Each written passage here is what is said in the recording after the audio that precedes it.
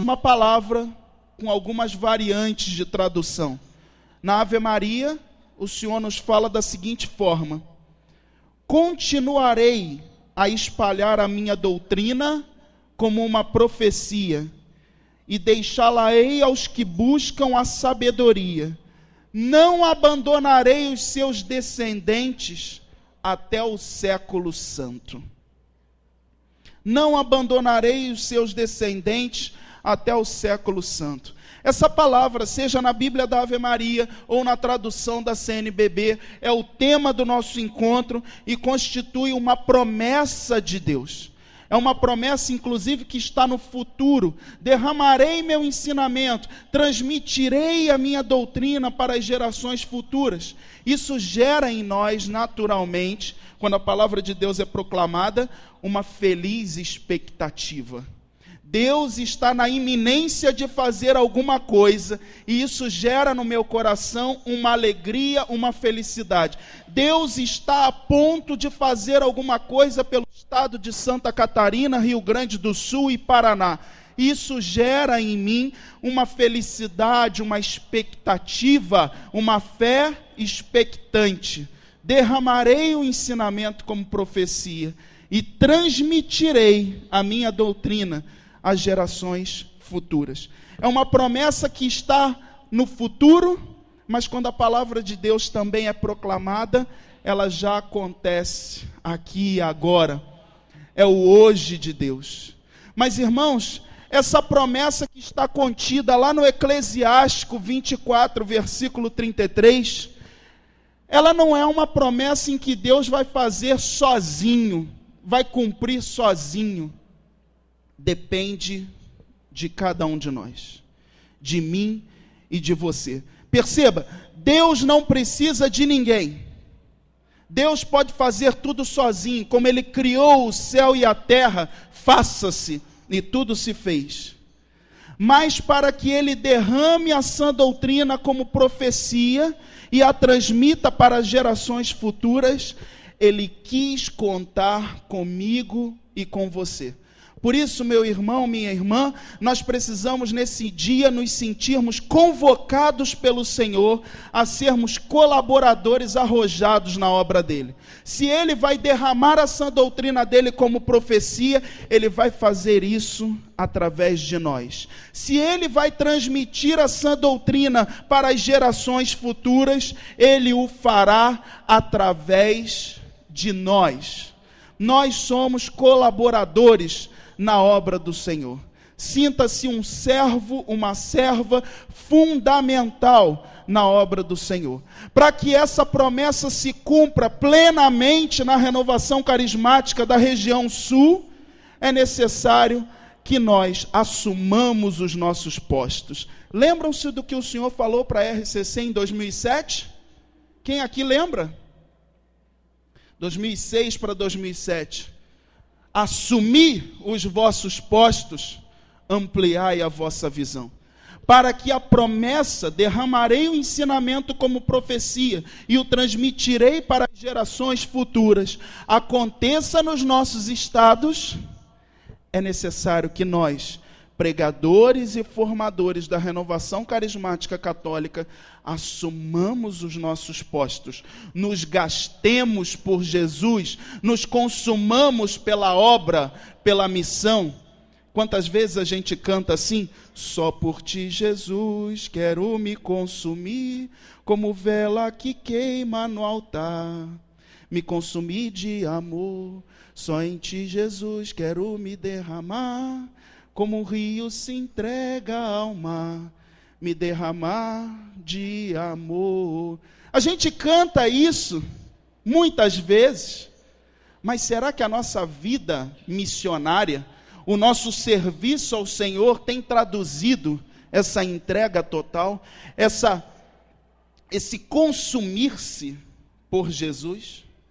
Consumir-se pelo ministério ao qual Ele nos chamou, a formação, a pregação, dar a vida, gastar o melhor do meu tempo, renunciar a tantas coisas que eu gostaria de fazer, além da vida eclesial. É a essa convocação é essa convocação que o Senhor está fazendo para nós nessa manhã. Essa promessa há de se cumprir, sim ou não? Amém? Nós assumimos essa promessa, mas ela só vai se cumprir plenamente se eu e você assumirmos com a nossa liberdade os nossos postos. Mas Vinícius, eu já tenho feito tanta coisa, meu irmão. Eu já não tenho mais fim de semana. Eu sou um missionário, Vinícius, e você está falando que é preciso eu ainda assumir o meu posto? Irmão, o Senhor está nos chamando a um novo patamar de missionariedade, a um novo comprometimento, a um comprometimento ainda mais amadurecido com Ele, com a sua igreja, com a renovação carismática católica, com o ministério de frente a que Ele te chamou. Seja a pregação, seja a formação. Deus está falando conosco, formadores e pregadores, guardiões da sã doutrina e propagadores dessa sã doutrina. É um mistério, é uma responsabilidade muito grande. Fala para quem está do seu lado aí, você é um guardião e um propagador da sã doutrina da salvação.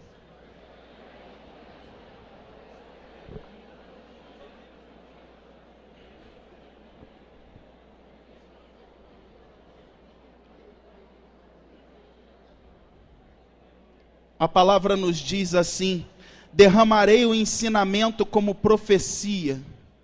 O apóstolo Paulo nos ensina que a profecia tem 3 grandes efeitos. Quais são os 3 grandes efeitos da palavra de profecia? A profecia exorta, a profecia consola e a profecia edifica.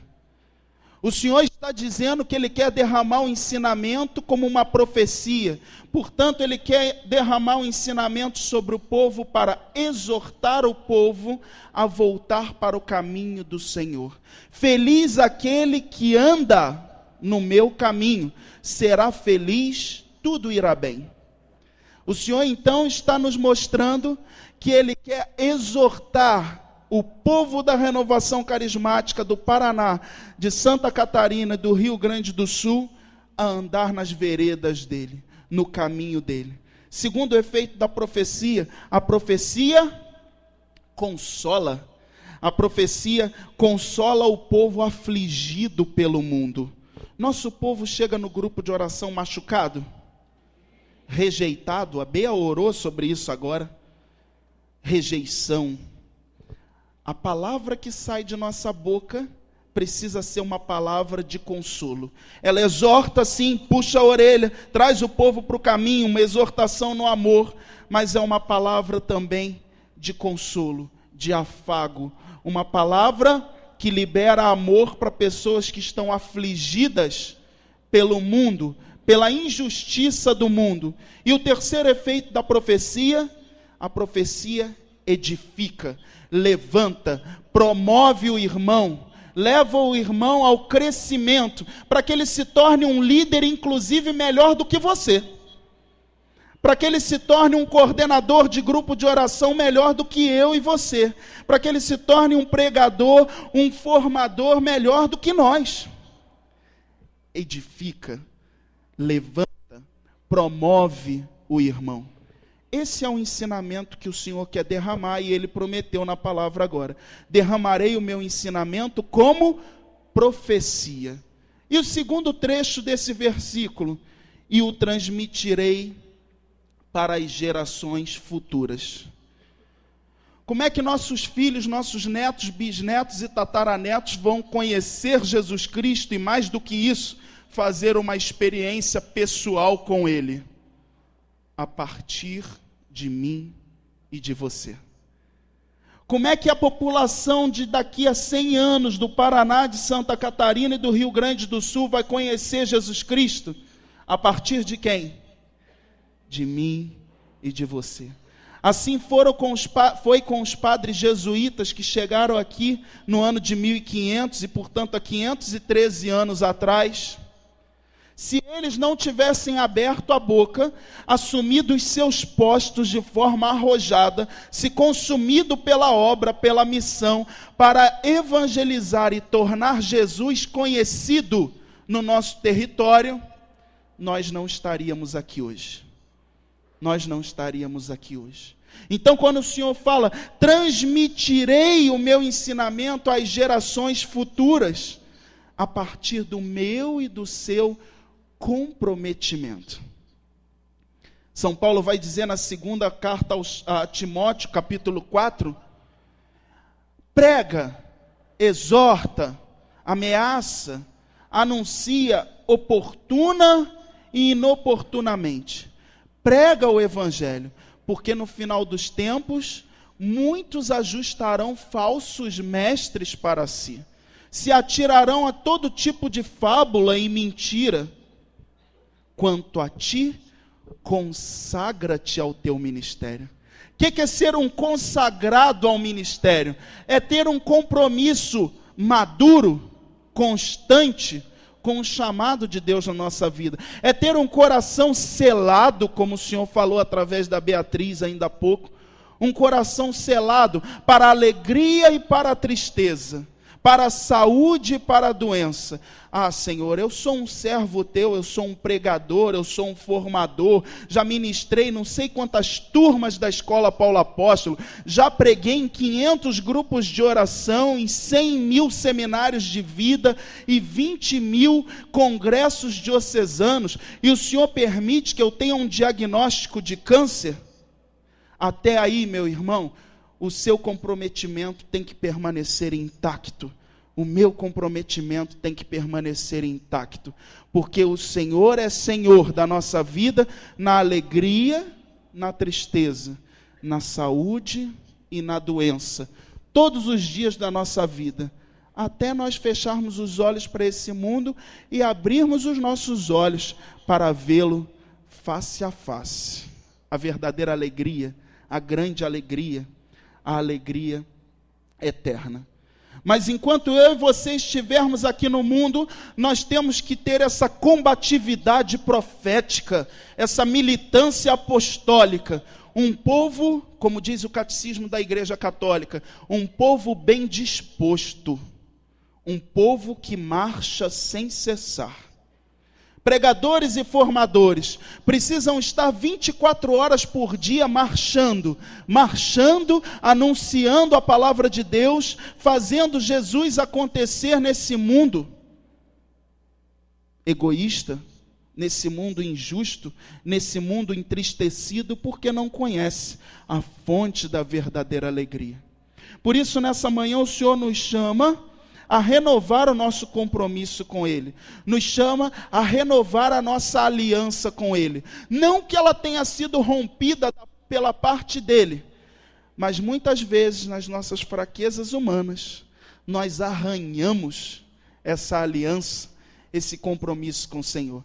Beatriz falou, e eu compartilho disso, nós partilhávamos ontem, quando nós chegamos ontem à noite, estavam as cadeiras todas vazias, e essas cortinas belíssimas envolvendo esse lugar, essas luzes saindo ali de dentro das palmeiras, sei lá que árvore é aquela, parecia até uma festa de casamento. Geralmente não é assim, com luzes saindo de dentro das árvores e tudo. Irmão, não é à toa, é inspiração do alto. Nós fomos chamados aqui nesse final de semana para renovarmos o nosso compromisso com o Senhor. Para renovarmos o nosso compromisso com o Senhor dentro dos nossos ministérios. Eu sei que nós suamos muito já por causa da obra. Eu sei que ninguém aqui está parado. E Deus valoriza tudo que nós fizemos até aqui. Mas agora Ele pede um comprometimento mais arrojado.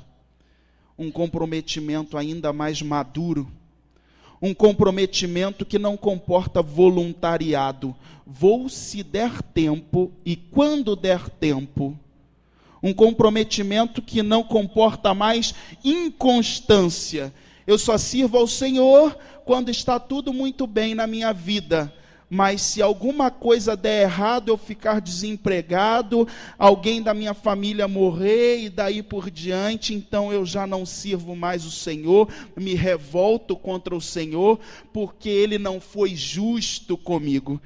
Quantos irmãos nós conhecemos que se afastaram da caminhada, revoltados com o Senhor, irmão?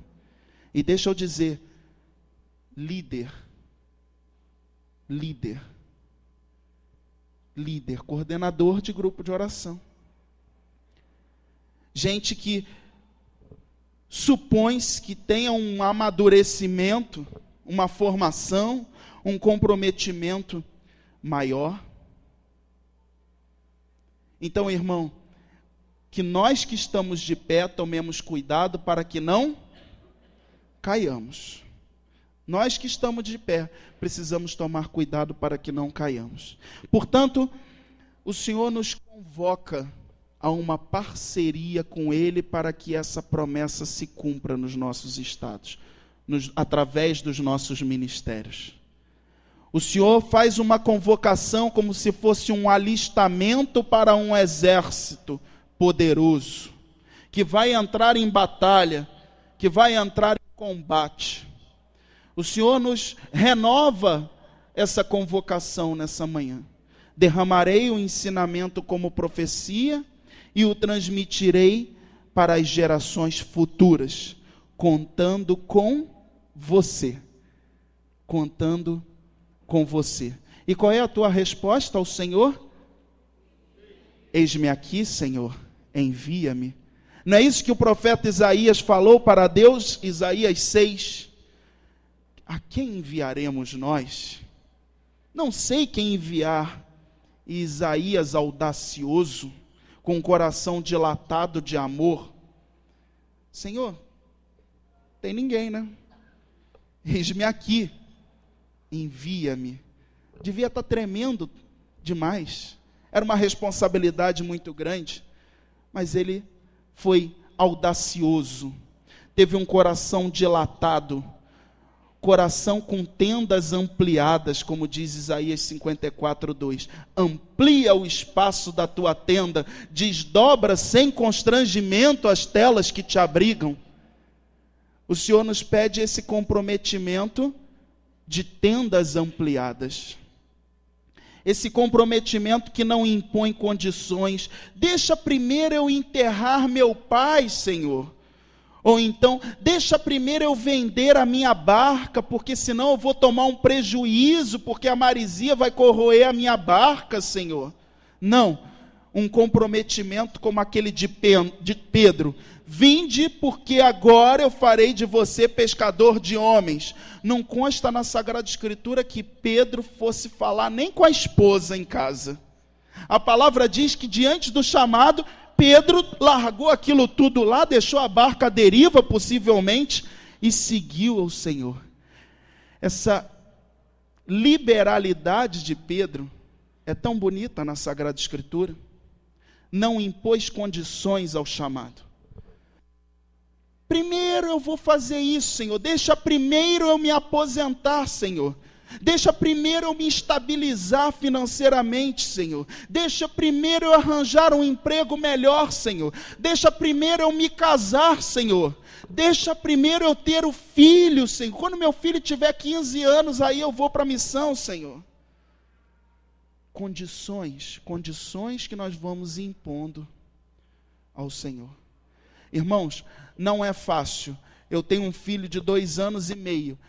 E quando eu fui convocado pelo Senhor a assumir a coordenação nacional do Ministério de Formação, eu sei que eu ficaria fora de casa muitos finais de semana. Estaria em missão muitos finais de semana. Aliás, coordenar um ministério não é glamour, não é status nenhum, é muito serviço, é gastar-se pela obra, gastar-se pela missão, consumir-se pela obra.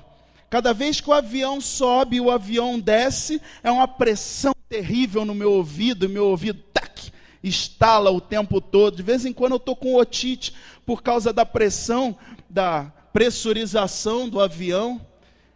Mas, irmãos, como eu estava falando, eu tenho um filho de 2 anos e meio. Papai, papai, papai, papai. Quando eu arrumo a mala, ele fica frenético atrás de mim. Porque ele já entendeu que o papai vai viajar no fim de semana, não vai poder ir no sábado de manhã no parquinho com ele, mas também nos fins de semana em que eu estou em casa, eu sou 120% pai. Porque a sua missão, esse comprometimento arrojado, é para a renovação, para o povo de Deus, mas também para a tua igreja doméstica. Para a tua igreja doméstica. Jesus não está pedindo a ninguém que largue tudo e largue inclusive a sua família, porque você é pai, você é mãe, você é empregado, você é profissional, você é filho, você é filha, sobrinho, sobrinha. Mas Vinícius, como é que eu vou dar conta da missão na igreja e da missão na minha igreja doméstica? Irmão, matemática do Espírito Santo. Porque para o Espírito Santo, 2 e 2 não são 4. Matemática do Espírito Santo. Mas o Senhor nos chama a nos desgastarmos pela missão. Ele nos convida a arregaçarmos nossas mangas, colocarmos os calçados para que estejam de prontidão para anunciar o Evangelho da paz. E aí eu convido você a abrir comigo a Sagrada Escritura, na carta de São Paulo aos Efésios, capítulo 6. Efésios 6.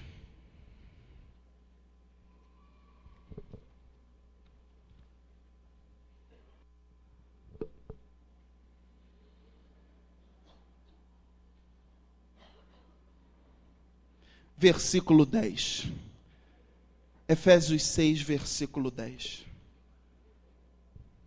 É preciso que nós entendamos que a armadura do cristão, nós precisamos orá-la sim todos os dias. Mas mais do que orar a armadura do cristão, nós precisamos viver a armadura do cristão.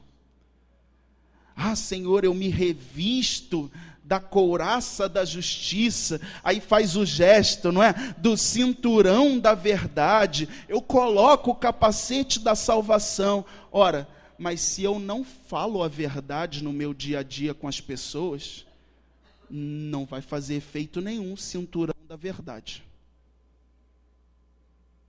Se eu não estou disponível a pregar o Evangelho, não adianta eu fazer o gesto de que estou calçado de prontidão para anunciar o Evangelho. Se eu não assumo e vivo como alguém salvo, não adianta eu colocar o capacete da salvação como num ritual. Entendam? É importante orar a oração da armadura do cristão. Mas mais importante é rezá-la com a vida, é viver esses versículos da armadura do cristão. Deixa eu até ir um pouquinho mais fundo, irmão. Se você ou eu orarmos a armadura do cristão, mas não nos comprometermos com a vivência da armadura do cristão, então isso se tornou superstição. Eu não saio de casa sem fazer os gestos, mas para me sair bem de uma situação, eu falo uma mentirinha para o vizinho que eu encontrei no elevador. Como é que tem coraça? Como é cinturão da verdade? Que cinturão da verdade é esse? Irmã, precisa pregar lá no seminário de vida no Espírito Santo. Vamos lá, me ajuda, coordenadora diocesana pedindo pelo amor de Deus. Não posso não, por isso, aquilo, outro, e mais aquilo, outro. Está com os pés de prontidão para anunciar o Evangelho da paz? Mas reza todo dia a armadura do cristão, fazendo gesto, coloca o calçado lá de prontidão para anunciar o Evangelho da paz. Isso vira, portanto, um mero ritual, e isso é superstição. Nós, quando entramos para a igreja e conhecemos Jesus Cristo, muitas vezes abandonamos aquelas superstições de colocar a vassoura atrás da porta para aquela pessoa ir logo embora, e tantas superstições, mas sutilmente corremos o risco de assumirmos outras superstições. Outras superstições. É importante, portanto, orar a armadura do cristão, mas é mais importante rezá-la com a vida. Rezá-la com a vida. A armadura do cristão, versículo 10. Finalmente, irmãos, fortalecei-vos no Senhor pelo seu soberano poder. Revesti-vos da armadura de Deus para que possais resistir às ciladas do demônio. Pois não é contra homens de carne e sangue que temos de lutar, mas contra os principados e potestades, contra os príncipes deste mundo tenebroso, contra as forças espirituais do mal, espalhadas nos ares. Tomai, portanto, a armadura de Deus, para que possais resistir nos dias maus e manter-vos inabaláveis no cumprimento do vosso dever. São Paulo está nos exortando do seguinte, irmãos: não é contra homens e mulheres que a gente tem que lutar, a gente não precisa ter medo dos homens e mulheres que convivem conosco, mas das forças espirituais do mal espalhadas pelos ares. Forças espirituais do mal muito sutis na nossa vida. Ela entra sorrateiramente na nossa vida, vai encontrando livre curso, e aquela aguinha suja que entra sorrateira vai se avolumando, vai se avolumando, vai se avolumando e tomando conta da nossa vida. São pequenas brechas que nós vamos deixando na nossa vida. E hoje São Paulo nos exorta: olha, não precisa ter medo, não precisa lutar contra quem está do seu lado, não, homem de carne e sangue, mas presta atenção nas brechas espirituais. Presta atenção nos principados e potestades que ficam diariamente buzinando no nosso ouvido para nos tirar do caminho do Senhor. Muitas vezes esses principados e potestades são o próprio demônio, são o próprio mal. Outras vezes é a nossa própria humanidade. A nossa própria humanidade. As nossas próprias fragilidades e limitações, que vão minando a nossa fé. Vão minando a nossa fé.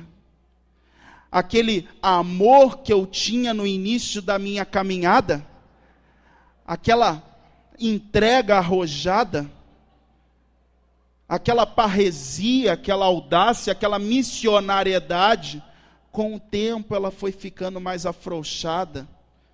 Isso já aconteceu com você, irmão? Sim ou não? Com o tempo eu fui afrouxando, e Jesus fala lá no Apocalipse 2, conheço tuas obras, sei quem você é, mas tenho algo contra ti, que arrefeceste o teu primeiro amor.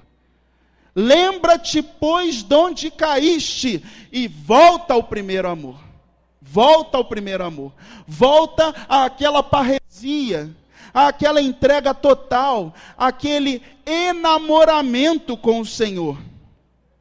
Seduziste-me, Senhor, e eu me deixei seduzir. Irmãos, o Senhor nos está convocando hoje, nos convidando hoje, nos alertando que há brechas espirituais na nossa vida e que precisam ser fechadas para que nós voltemos ao primeiro amor, para que nós voltemos a esse ardor missionário, a essa entrega incondicional que muitos de nós tínhamos no início da nossa caminhada, mas que com o tempo foram se perdendo.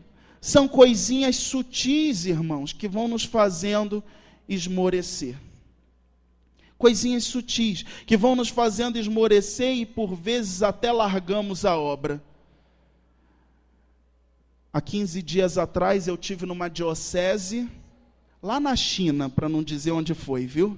Lá na China, arquidiocese de Xangai. Né? Todo mundo assim lá, na arquidiocese de Xangai. E foi feita então uma homenagem a precursores da renovação carismática. A renovação naquela diocese...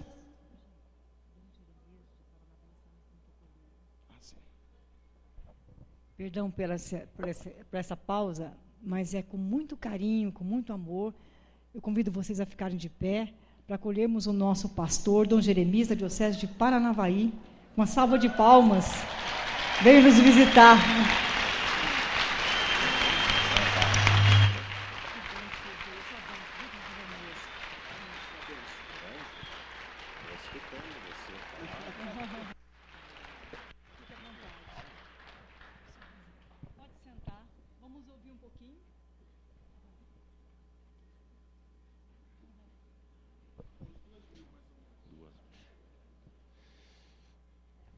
Bom dia. Bem, estou dando só uma passadinha por aqui, porque estou vindo de Paranavaí, saí de lá às 8 horas para chegar aqui agora, e ainda tem um pouco de estrada pela frente. Mas eu quero saudar o meu povo de Paranavaí, cadê? Olha, ó, olha, isso, muito obrigado.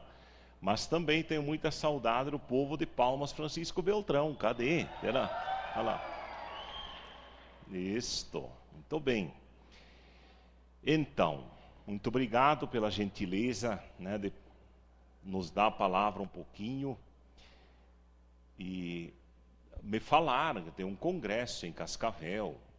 Eu fui lá no CDF, onde cabe umas 350 pessoas, né? Pensando que era lá.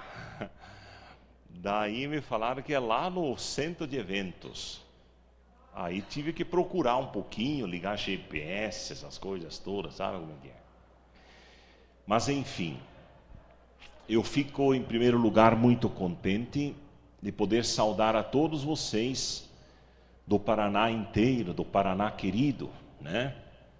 De ponta a ponta, em que vocês se encontram nesse congresso de reflexão, de estudo, de aprofundamento. Ah, bom. Ah, Rio Grande e Santa Catarina, então. Ah, bom. Muito obrigado. Bom, e dizer que a renovação carismática católica continua tendo um papel muito importante na igreja. Muito importante. Também porque tem uma força impressionante de juntar multidões, e multidões qualificadas, digamos assim.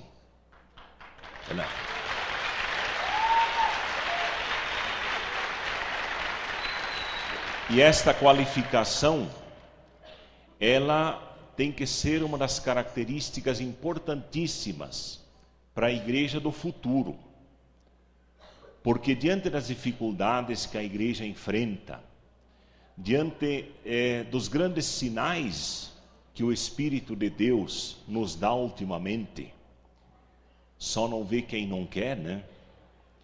Eu tenho sempre a impressão de que a igreja, em termos de qualidade, está se preparando para dar um enorme salto nos próximos anos. E a renovação carismática católica tem muito a ver com esse salto qualitativo da igreja.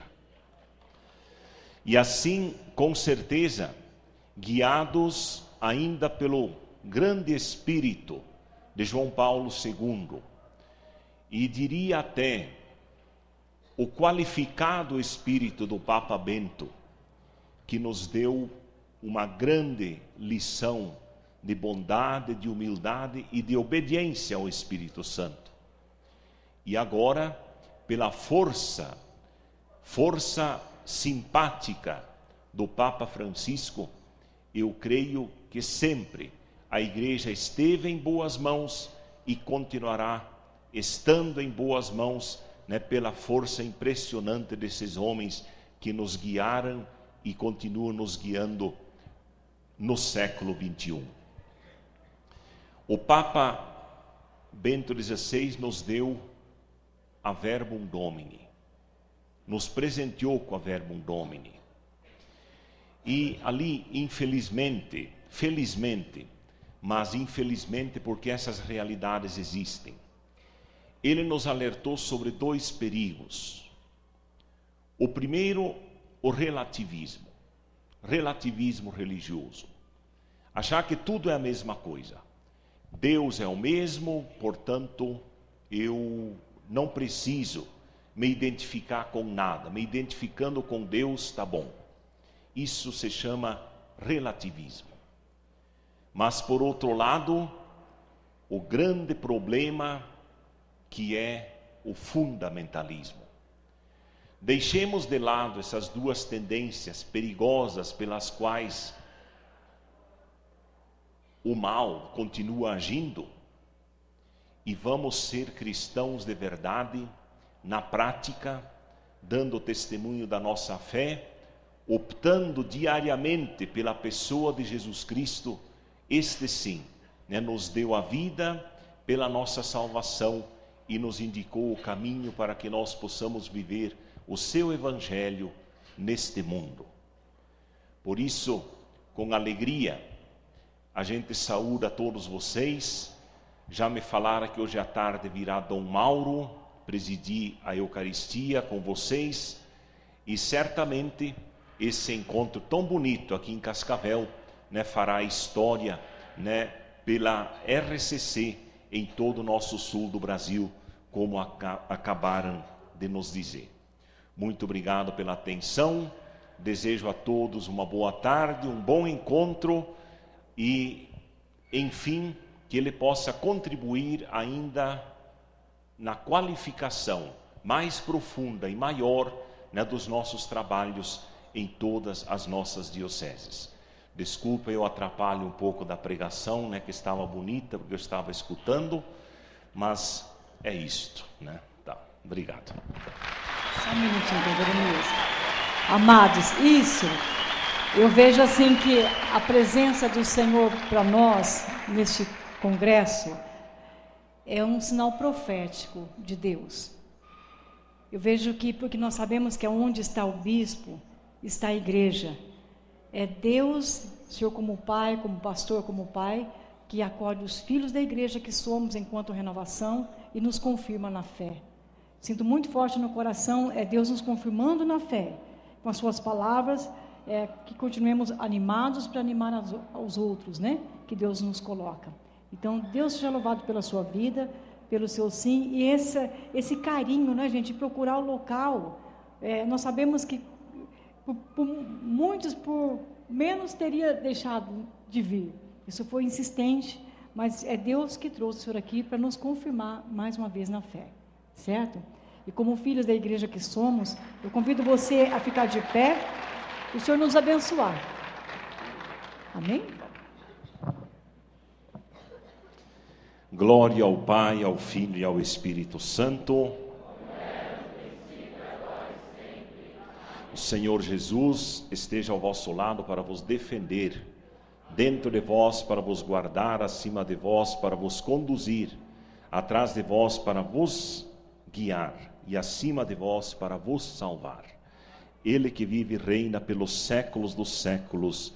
Amém. Abençoe-vos o Deus Todo-Poderoso, o Pai, o Filho e o Espírito Santo. Amém. Vamos dizer, Dom Jeremias, nós o amamos, vamos lá? É nosso pastor, amém? Dom Jeremias. Amém, amém.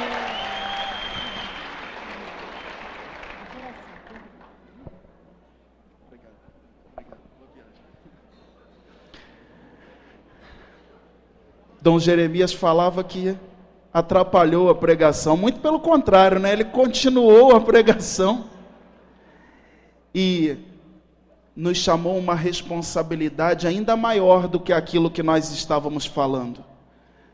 A igreja tem um futuro próximo, muito promissor, um salto qualitativo, um salto missionário, num futuro muito próximo.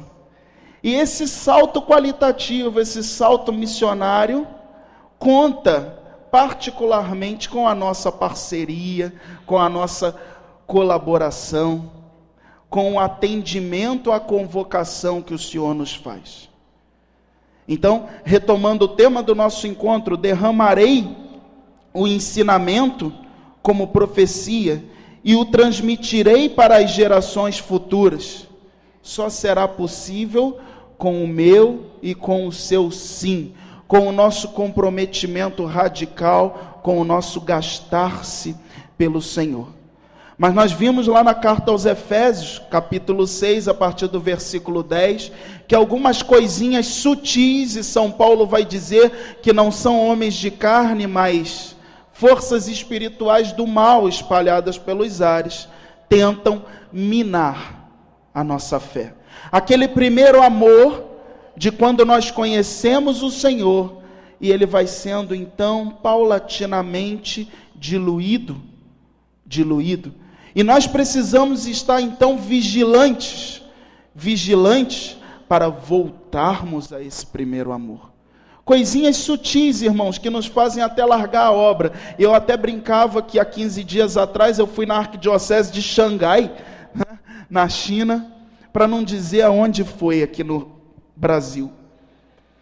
E houve uma celebração lá, em que a coordenação atual chamou os precursores, aqueles que iniciaram a renovação carismática há 40 anos atrás naquela diocese. E todos eles foram, exceto um que já tinha falecido. E aí, num dado momento, eu perguntei à atual coordenadora: todos esses ainda estão num grupo de oração? Todos esses ainda estão servindo ao Senhor dentro da renovação carismática católica como movimento eclesial? E ela virou para mim e falou assim: irmão, nenhum desses, exceto o último que me antecedeu, nenhum desses mais está num grupo de oração. E alguns desses eu nem vejo mais na igreja. Irmão, isso é um fenômeno, uma situação que requer de nós uma vigilância muito grande, porque há 15 dias atrás foram aqueles, e nós precisamos nos vigiar para que nós não sejamos os próximos. Coisas sutis que vão acontecendo, que fazem a gente até largar a obra, largar a missão, abandonar o chamado. São mágoas com irmãos da própria igreja, não aceitação. Então se não faz do jeito que eu quero, tchau, vou embora, larga tudo, tem que ser do jeito que você quer. Perseguições, não é? Dentro de casa, você já vai para a igreja novamente, parece uma beata, parece uma carola, quem dera, né? Quem dera. E a gente vai esmorecendo na fé. Eu dizia, situações adversas na nossa vida que fazem a gente questionar se de fato Deus está ali presente, olhando por nós, cuidando de nós. Senhor, você diz que cuida de mim, você diz que me ama e permite que isso aconteça comigo? São Tomás de Aquino nos ensina que existe um Pentecostes para cada circunstância da nossa vida. Um Pentecostes para os tempos da alegria e um Pentecostes para os tempos de cruz. O Espírito Santo, irmãos, não é só para o tempo da alegria, para o tempo da bonança. O Espírito Santo nos é dado principalmente para ultrapassarmos as tempestades, principalmente para ultrapassarmos as adversidades da vida. Jesus precisou do Espírito Santo para ir até a cruz, Então nós somos chamados a essa maturidade hoje, a essa maturidade cristã, a essa maturidade de fé, essa maturidade que não se deixa levar por essas coisinhas sutis que vão minando a nossa fé. A tentação da autopreservação, não, deixa eu me cuidar, eu tenho que cuidar de mim, eu tenho que ter um tempo para mim, eu não posso me consumir tanto assim, eu não posso me gastar tanto assim. E Jesus diz que quem quiser salvar a sua vida, perdê-la-á, e quem perder a sua vida por causa de mim e do meu reino, esse ganhá-la-á. Muitas vezes nós somos atingidos por essa tentação da autopreservação, irmão. Não queremos nos consumir pela obra, pelo chamado, pelo ministério, pela igreja, pela renovação carismática e, acima de tudo, não queremos nos consumir por Jesus. Nos autopreservamos. Nos autopreservamos. Eu sempre me lembro de um ensinamento precioso. Eu até falei desse ensinamento do meu pároco na escola de líderes há poucos dias. O meu pároco é chinês e ele tem um ensinamento, traz aquela cultura muito forte para nós na nossa paróquia. E uma vez numa homilia ele falava assim: Jesus chamou um menino ainda criança, vem me servir. E o menino falou para Jesus assim: Jesus, agora não, eu estou brincando. E Jesus respeitou aquele menino. Na adolescência chamou de novo: vem me servir, vem trabalhar comigo no meu reino. Ah, Senhor, agora eu estou estudando, é uma época forte de estudos, eu estou em formação, eu quero ir para balada, eu quero me divertir como todo adolescente. Jesus respeitou. Na primeira juventude, vem me servir. Ah, Jesus, agora não, estou fazendo vestibular. Estou estudando para as provas, não tenho tempo para te servir, não tenho tempo para mais nada. Agora eu tenho que focar no vestibular porque meus pais querem que eu seja doutor. E o menino se formou e entrou numa grande empresa e se tornou um executivo de ponta naquela empresa. E Jesus de novo para ele: vem me servir agora. Senhor, eu não tenho tempo para nada, eu chego 11 horas da noite em casa, trabalho freneticamente, trago trabalho para casa. Como é que o Senhor quer que eu te sirva? Eu não tenho tempo para ir à igreja, eu não tenho tempo para te servir. Quando eu me aposentar, olha a história do quando eu me aposentar. Quando eu me aposentar, eu vou te servir. Trabalhou 35 anos naquela empresa e acumulou um tesouro imenso. No dia que ele se aposentou, Jesus falou de novo para ele: vem me servir. Vem me servir agora que você está aposentado. Jesus, eu trabalhei esses anos todos. Meus filhos já estão criados, muito bem casados. Esse tesouro todo que eu acumulei, agora eu vou gastar viajando o mundo inteiro com a minha esposa. E Jesus respeitou. Foi viajar o mundo inteiro com a sua esposa. Quando ele estava lá já bem idoso, com todas as oses, né? Lordose, escoliose, né? E osteoporose, todas as oses que a gente consegue imaginar, Jesus ainda assim falou para ele: vem me servir agora, meu filho. Ah, Jesus, agora não dá, eu estou muito adoentado, não tenho força para te servir, não tenho força nem para ir atravessar a rua para ir lá na paróquia. E aí um belo dia ele morreu. E chegou diante de Jesus todo feliz: Senhor, agora eu estou pronto para te servir. E Jesus falou para aquele homem aquilo que o evangelista fala: não te conheço. Não te conheço. Irmãos, com todos os nossos afazeres, com toda a correria do nosso dia a dia, o Senhor chama a mim e a você a sermos discípulos missionários dele, para que o mundo creia. Isso é para hoje, é para ontem, não é para amanhã. Essa parceria com o Senhor, porque eu repito, Ele não precisa de nós, mas Ele quis contar conosco para sermos embaixadores dEle, representantes qualificados, como disse Dom Jeremias, representantes dEle nesse mundo dessecado pelo egoísmo, pela injustiça, pelo desamor. Diante desse chamado, eu não posso fazer corpo mole, eu não posso ser inconstante, eu não posso ser instável. O meu sim precisa ser um sim sincero, maduro, autêntico, incondicional, como o sim de Maria, que não voltou atrás. Eu falava da autopreservação, mas existem outras tentações, irmão. A tentação do desânimo. Ah, não tem jeito não. É assim mesmo. Não tem mais salvação isso aí não. vou largar tudo porque eu trabalhei e não colhi fruto nenhum. A tentação da acomodação ao ambiente. Tem 200 pessoas no grupo de oração, não tem o que me preocupar, o grupo de oração está cheio.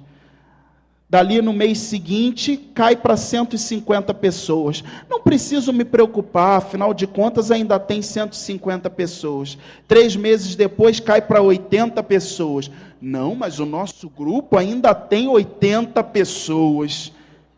E assim nós vamos nos acomodando ao ambiente, à realidade que se nos impõe. Quando na verdade o Espírito Santo está pulsando no nosso coração e pedindo de nós uma parresia, uma audácia apostólica, uma combatividade profética, uma militância apostólica arrojada. Ninguém pode ficar parado enquanto existir uma só pessoa que ainda não teve contato com esse ensinamento que é como uma profecia, com essa sã doutrina que o Senhor quer transmitir às gerações futuras, como está lá no Eclesiástico 24. Eu até costumo dizer para os coordenadores estaduais e diocesanos do Ministério de Formação, disse isso no nosso encontro lá em Brasília. Quem é coordenador de ministério é coordenador 24 horas por dia para pensar, para planejar, para receber de Deus a inspiração para o ministério. Não é coordenador só quando tem um encontro diocesano de formação, encontro estadual de formação. Quem é coordenador de grupo de oração é coordenador 24 horas por dia, todos os dias da semana, orando pelas suas ovelhas, voltando atrás delas para resgatá-las, preocupando-se em formá-las constantemente, em promovê-las como seres humanos, 24 horas por dia. Não é coordenador uma vez por semana, só lá no dia da reunião de oração. É um comprometimento. É um sim que compromete toda a liberdade do discípulo, diz o documento de Aparecida, número 136. É um sim que compromete toda a vida. Toda a vida, não é só um minutinho, um momentinho durante a semana.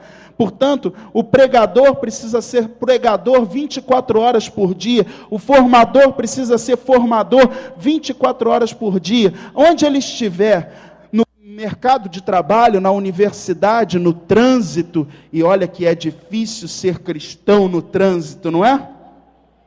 Os homens então aqui vão concordar mais ainda comigo, homens geralmente mais estourados, né? É difícil, irmão, mas nós somos chamados a essa combatividade profética, essa militância apostólica, essa vigilância, 24 horas por dia, inclusive no nosso relacionamento com os nossos dentro de casa. Inclusive no nosso relacionamento com os nossos dentro de casa. Há uma grande diferença entre ser servo do Senhor e estar a serviço do Senhor. O servo é alguém estável. O servo é alguém que está permanentemente disponível ao Senhor. E alguém que simplesmente está a serviço é algo temporário. É algo assim, quando der, eu estou a serviço. Eu fui como que locado para aquele serviço. Há uma grande diferença, portanto, entre ser servo do Senhor e estar simplesmente a serviço do Senhor. Portanto, seguindo lá no versículo 14, a palavra nos diz assim: ficai alerta, à cintura cingidos com a verdade, e o corpo vestido com a couraça da justiça. Irmão, verdade. Andar na verdade, doa quem doer, custe o que custar. Eu falava ainda há pouco que muitas vezes a gente fala umas mentirinhas para nos sairmos bem de determinadas situações. O Evangelho de João diz que Satanás é o pai da mentira. Não podemos ter parte com a mentira, nem a mentirinha pequena, nem a mentirona, porque tudo mentira. É tudo mentira. Não podemos viver uma mentira, uma bênção para os outros dentro da igreja, e na nossa casa não tão bênção assim. Isso é mentira, isso é dissimulação. Nós somos chamados a viver a verdade, uma bênção dentro da igreja, uma bênção dentro de casa.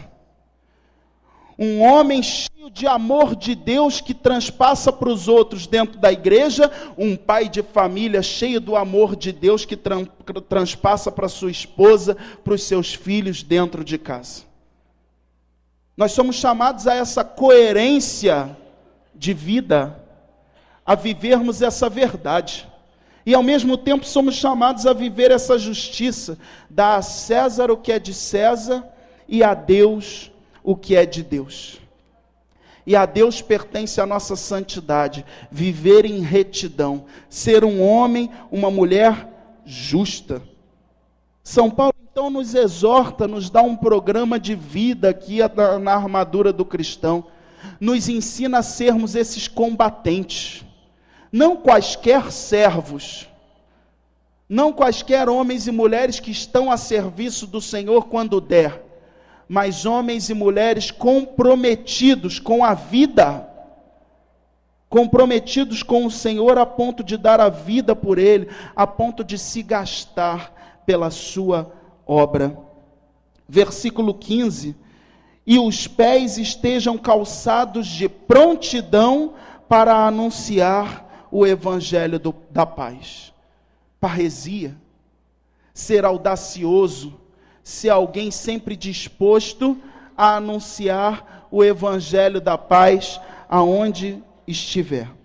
Eu quero ler para vocês o que nos diz o magistério da igreja sobre o anúncio do evangelho, sobre essa missionariedade a que nós somos chamados. O Papa Paulo VI, na exortação apostólica Evangelii Nunciandi, anúncio do Evangelho, número 5, fala assim: pareceu-nos de capital importância uma exortação desse gênero, porque a apresentação da mensagem evangélica não é para a igreja uma contribuição facultativa. Fala para quem está do seu lado assim, ó, anunciar o evangelho não é uma contribuição facultativa. É uma obrigação que se nos impõe. E o Papa então diz, a apresentação da mensagem evangélica não é para a igreja uma contribuição facultativa. É um dever que lhe incumbe por um mandato do Senhor Jesus, a fim de que os homens possam acreditar e ser salvos. Esta mensagem é necessária, ela é a única e não poderia ser substituída. Ela não admite acomodação da parte dos cristãos, é a salvação dos homens que está em causa. Em outras palavras, o Papa Paulo VI estava dizendo que toda vez que eu e você nos acomodamos, a salvação de muitos homens atrasa. A salvação de muitos homens e mulheres atrasa. É preciso então uma igreja aguerrida, uma igreja que tem consciência de que é um dever anunciar o evangelho, e não uma contribuição facultativa. E ele continua, por isso, bem merece que o apóstolo, todos nós, lhe consagre todo o seu tempo, todas as suas energias, e lhe sacrifique, se for necessário, a sua própria vida. A sua própria vida. Essa exortação apostólica foi escrita em 1975, irmão. É uma profecia ecoando no nosso coração hoje. Um sumo pontífice clamando como voz de Deus para nós hoje, em 2013. Não é uma contribuição facultativa, é um dever que lhe incumbe. Não admite acomodação, mas é necessário que o apóstolo lhe consagre todo o seu tempo, todas as suas energias, e lhe sacrifique, se necessário for, a própria vida. A própria vida. É esse nível de comprometimento que o Senhor pede de nós hoje. É esse nível de comprometimento. E diante desse chamado do Senhor, o que você quer responder a Ele? Eis-me aqui, envia-me. Um teólogo argentino, entrevistando um profissional, perguntou a ele assim: por que você trabalha na Ford Motores? E ele respondeu ao teólogo: eu trabalho na Ford Motores porque eu preciso ganhar dinheiro. Para que você precisa ganhar dinheiro? Para comprar comida, sustentar minha família, para sobreviver. E para que você precisa comprar comida? Para ter energia. E para que você precisa ter energia? Para trabalhar. Um círculo vicioso. Trabalha para comer, come para ter energia, tem energia para trabalhar. Trabalha para comer, come para ter energia, tem energia para trabalhar. E o teólogo respondeu para ele assim: você está redondamente enganado. Você trabalha na Ford Motores porque Jesus precisa conquistar aquele pedacinho de território. E ele te constituiu embaixador dele lá na Ford Motores. E como benevolência você ainda ganha um salário.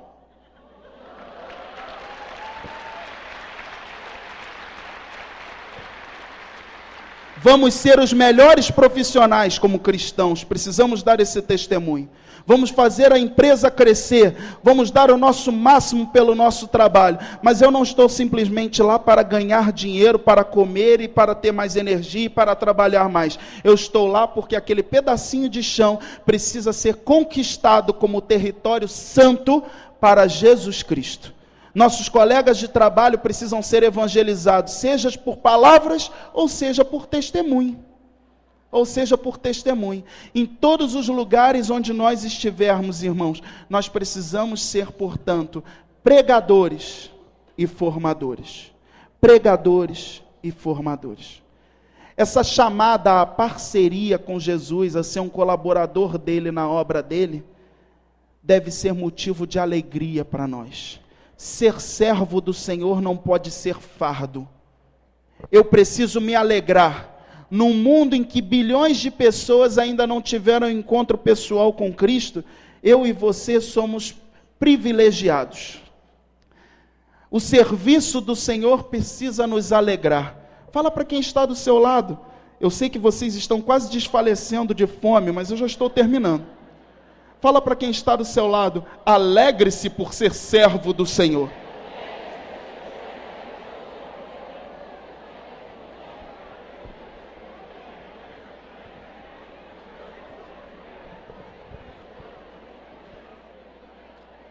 É motivo de honra para nós, é motivo de alegria.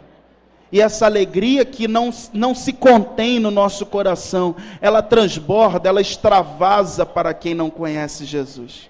Jesus que aconteceu na nossa vida, agora eu faço ele acontecer na vida do meu irmão, não pelo meu próprio mérito, mas pela graça, unção e poder do Espírito Santo.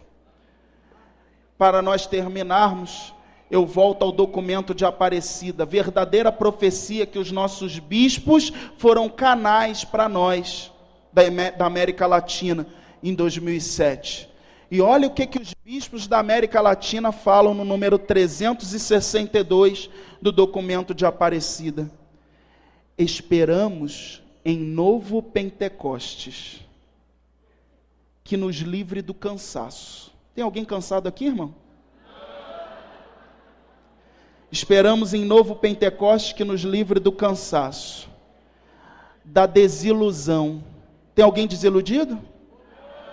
Da acomodação ao ambiente. E acomodado, tem alguém? Esperamos uma vinda do Espírito que renove nossa alegria e nossa esperança. Eu vou ler de novo.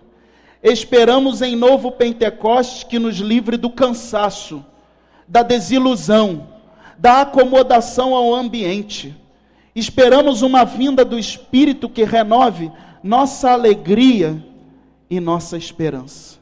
Portanto, se nós hoje estamos incorrendo em alguma daquelas brechinhas sutis que eu estava falando aqui, e também alguma que eu não tenha falado, você que conhece a sua vida melhor do que eu e melhor do que ninguém aqui, fecha seus olhos nesse momento e pense, qual dessa brechinha sutil que eu tenho caído? Será que eu preciso voltar ao primeiro amor nesse dia? Será que eu preciso renovar a minha aliança, o meu compromisso com o Senhor? Será que eu preciso me preservar menos e me gastar mais pela obra? Será que eu tenho andado com um pé na igreja e um pé no mundo? Será que eu não tenho sido um verdadeiro testemunho lá na minha igreja doméstica? Será que eu tenho sido um pregador ou um formador só nos encontros de pregação e de formação e não 24 horas por dia, 7 dias por semana? Será que eu tenho sido um servo eficaz nas mãos do Senhor?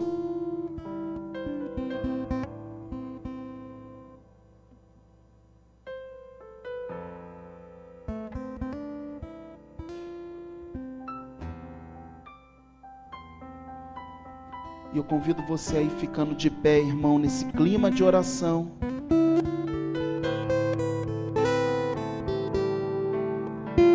E o que nós queremos te pedir nessa tarde, Senhor, antes do nosso almoço, é que tu derrames esse Pentecostes que os nossos bispos pediram no documento de Aparecida.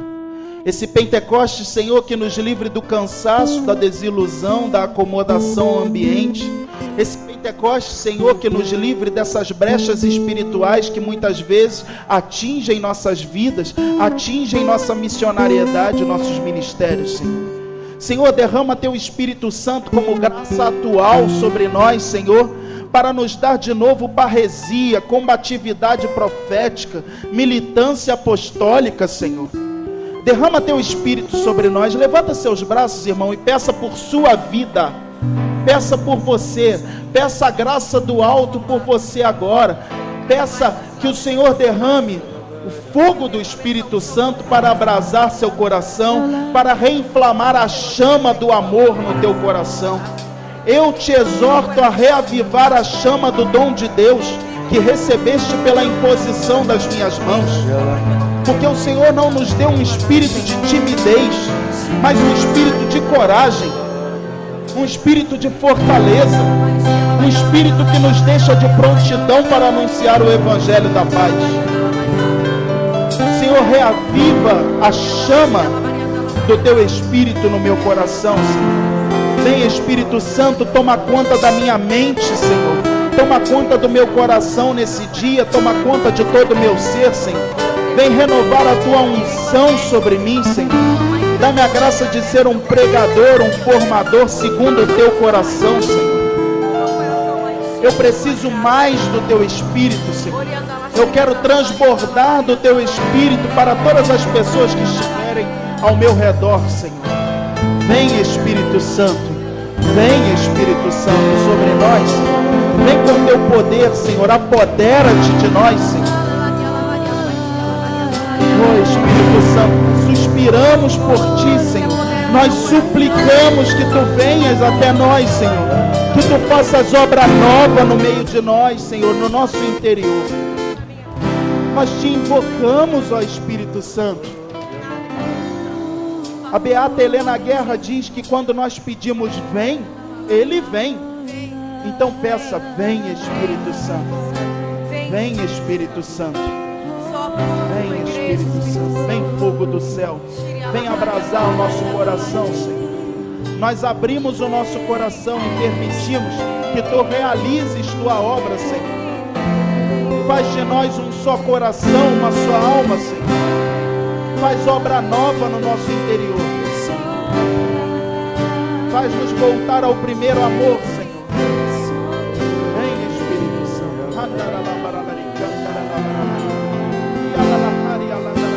Sopra, Espírito de Deus, sobre o clamor da igreja. Libera a tua unção de milagres sobre nós.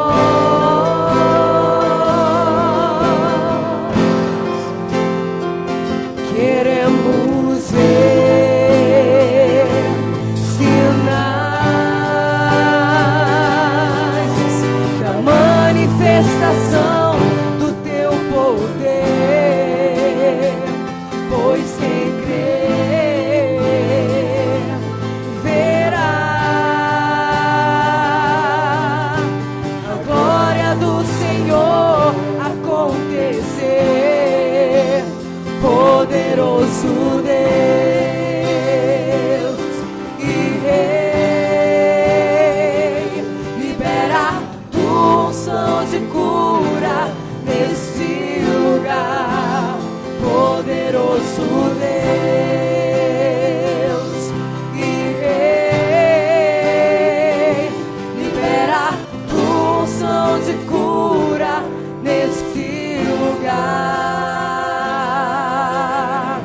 Incendeia, Senhor, a tua igreja.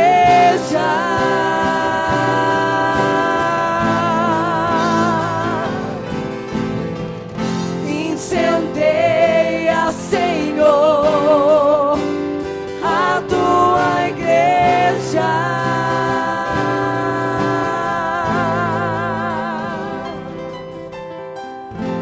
Incendeia, Senhor, a tua igreja. Eu até convido você que está aqui do meu lado direito, impõe as suas mãos sobre o lado esquerdo e peça, suplique do céu que o Senhor derrame o Espírito Santo sobre esses seus irmãos e essas suas irmãs para um reavivamento, para voltarem ao primeiro amor. Clame por eles, para que corações sejam quebrados, para que as mentalidades sejam mudadas pelo poder do Espírito Santo, para que hoje haja um novo patamar de comprometimento. Clame o Espírito Santo.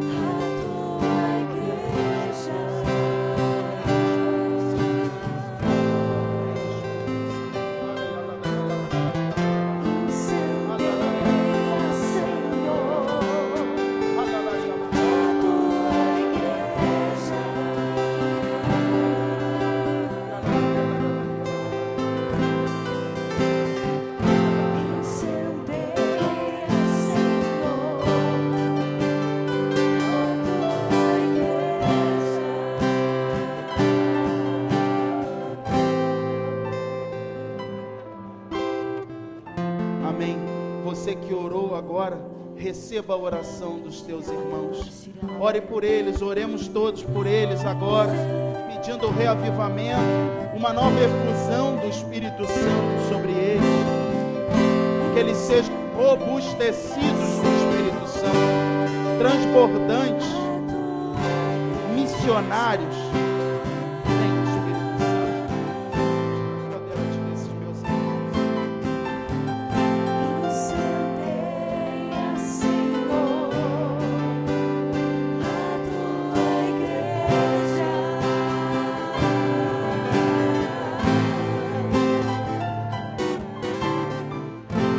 Incendeia, Senhor, a tua igreja.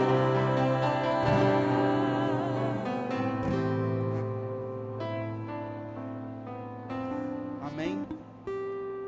Voltando para o seu lugar, agora levante seus braços e ore por você mesmo. Senhor, eu preciso de um novo Pentecostes. A minha vida precisa de um novo Pentecostes, Senhor. Tu és aquele que batiza no Espírito Santo, Jesus. Dá-me do teu Espírito, Senhor. Eu preciso de uma porção dobrada do teu Espírito, Senhor. Eu preciso de uma nova unção, Senhor.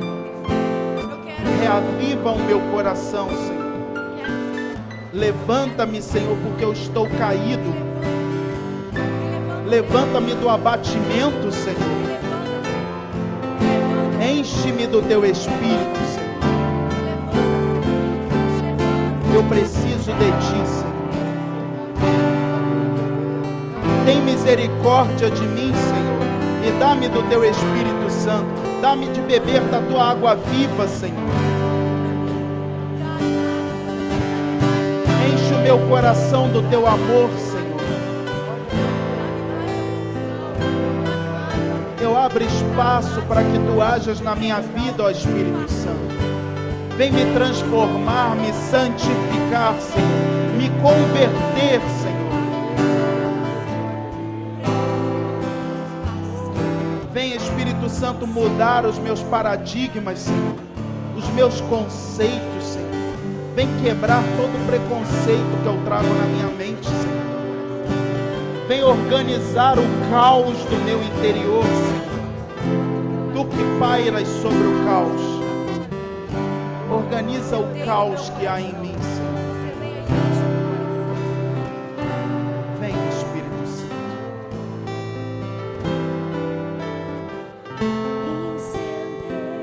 Incendeia, Senhor, a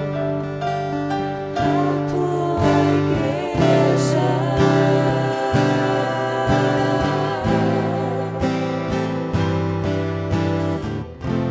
Incendeia, Senhor, a tua igreja. Um profundo silêncio agora, para acolhermos a pessoa do Espírito Santo. Não é momento para profecia, é só para você acolher o Espírito Santo que está borbulhando no seu coração.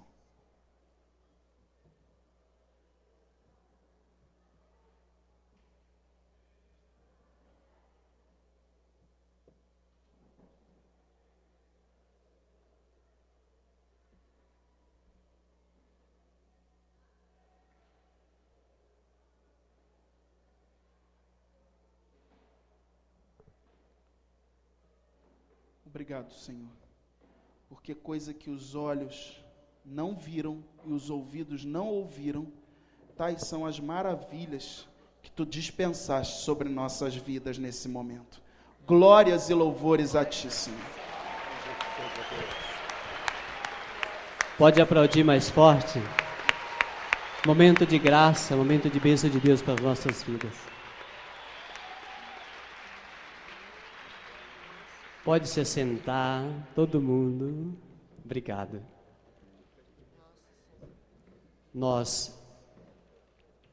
Logicamente o nosso horário corre, mas é normal, o importante é o que Deus está agindo no nosso coração, é verdade ou não é? Deus está realizando as suas maravilhas em nossas vidas, tá? À tarde nós teremos aqui também um momento com o Santíssimo, momento de graça. Então acolhamos os nossos recados. Alguns avisos importantes antes do nosso almoço. As senhores pais e responsáveis, então aquele que tem o filho lá no congressinho, antes do almoço já passe para pegar o filho para poder almoçar com você. Mesmo recado válido também para o horário da missa. No intervalo, passar a pegar as crianças lá no congressinho. Já está pronto o primeiro DVD da parte da manhã, da pregação, do momento de oração. Você pode adquirir o seu aqui em frente à livraria, que tem os DVDs que estão sendo vendidos. O primeiro já está disponível, pode passar ali e adquirir o seu. O almoço, pessoal, vai ser servido em 2 buffets nas 2 extremidades da praça de alimentação. Então, por isso que ninguém se atrapalhe, tem uma equipe direcionando para que a gente possa estar servindo o almoço da melhor maneira possível. A organização desse evento pede que não ajuntemos as mesas. Grupinhos de 4, 5 ajuntar às vezes, porque isso dificulta o acesso à refeição. Então, as mesas já estão postas, então vamos evitar essa coisa de ficar ajuntando as mesas, correto? Mais uma coisa contra o almoço também. A gente pede que as pessoas que vão almoçando já vão deixando os seus pratos no local que vai ser mostrado, para que haja uma rotatividade melhor do almoço, porque tem muitas pessoas para almoçar e às vezes o espaço físico ali não vai ser o suficiente. Então, você almoça e já vai liberando espaço para que outras pessoas possam estar almoçando também. Mais um aviso que nós temos água, refrigerante, sorvete e trufas para serem vendidas. Você pode procurar tudo isso também na praça de alimentação. Nós vamos ter uma sobremesa durante o intervalo. No almoço você vai receber o teu almoço e uma sobremesa. Aqueles que puderem contribuir com uma ajuda simbólica para que nós possamos também custear essa sobremesa que foi feita com todo o carinho para você, também pode estar conversando com o pessoal que vai estar servindo a alimentação para que isso possa acontecer. Houve um custo e nós pedimos a sua contribuição. 50 centavos, R$1, R$2, aquilo que você puder estar contribuindo conosco. Agora, durante o intervalo do almoço, aqui na frente